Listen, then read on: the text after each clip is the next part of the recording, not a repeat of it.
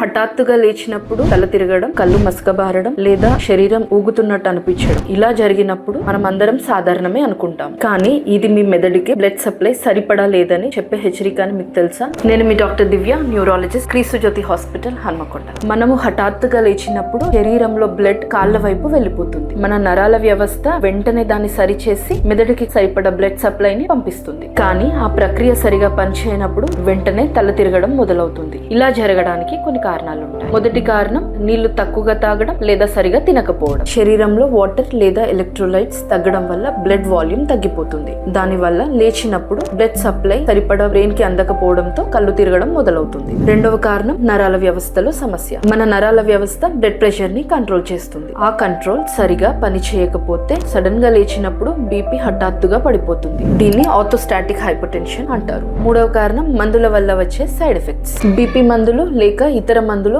వాడే వారిలో ఇది ఎక్కువగా కనిపిస్తుంది. అవసరానికి మించి బీపీ తగ్గడం వల్ల కూడా కళ్ళు తిరగడం అనేది మొదలవుతుంది. హఠాత్తుగా లేచినప్పుడు తల తిరిగితే నెమ్మదిగా లేవండి. కొంతసేపు కూర్చున్న తర్వాత లేవండి. కానీ ఇది మళ్ళీ రిపీట్ అయితే మాత్రం కారణం తెలుసుకోవడం ముఖ్యం. క్రీస్తు జ్యోతి హాస్పిటల్లో మీ న్యూరాలజీ సమస్యలన్నిటికీ పరిష్కారం దొరుకుతుంది. ఈ రోజే క్రీస్తు జ్యోతి హాస్పిటల్ ని విజిట్ అవ్వండి.